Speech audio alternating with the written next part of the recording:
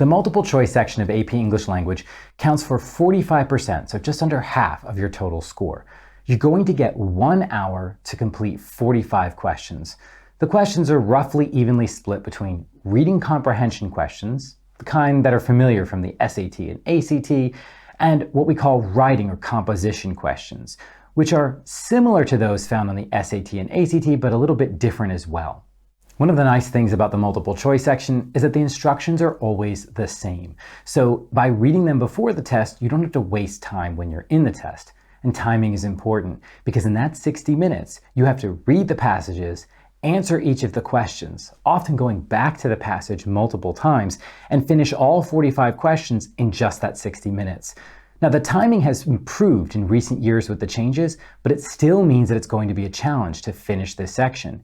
As you practice multiple choice sections, pay attention to yourself. Are you losing a lot of time on the reading part versus the writing part?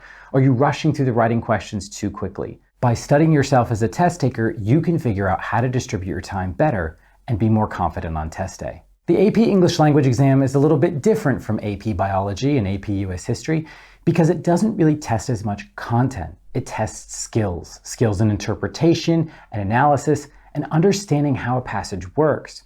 What this means is, it's not like there's one correct factual answer to each individual question. Sometimes there's like a sliding scale. Let's say there's a couple of answer choices that are really terrible and you can eliminate them, but you feel like 2 are sort of correct. And you might not be wrong, because notice that the questions ask you for the best answer, not the one that's factually correct. And so when you whittle down the answer choices to just 2, be prepared to compete between 2 things that are at least partially correct and select the one that's most likely to be true. What you need is a strategy. By looking for wrong answers, you can increase your odds of getting down to the right 2 final choices. And as you're looking at those choices, don't spend 4 or 5 minutes deciding between them. Move quickly, be decisive, and make sure you leave none of these questions blank. On the multiple choice, you're going to see 5 total passages, 2 reading and 3 writing. One of the questions my students often ask me is, how much time should I spend reading the passage versus working the questions? You could spend 8 or 9 minutes reading a passage and have very little time to get the questions correct, or you could skip the passage completely and just try to work with the questions. We recommend somewhere in the middle. Spend a couple of minutes reading the passage, get the main idea, get the gist of the passage, and then go back to specific parts of the passage to get individual questions right.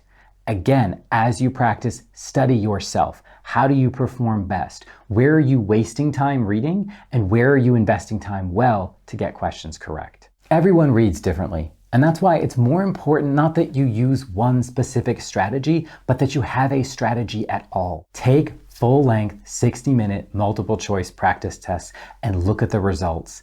And then come up with a specific plan that you can have for test day and make sure you follow through with it. Multiple choice is not about everything that you've memorized and everything you've learned this year. It's about having a confident, reliable strategy that you can use.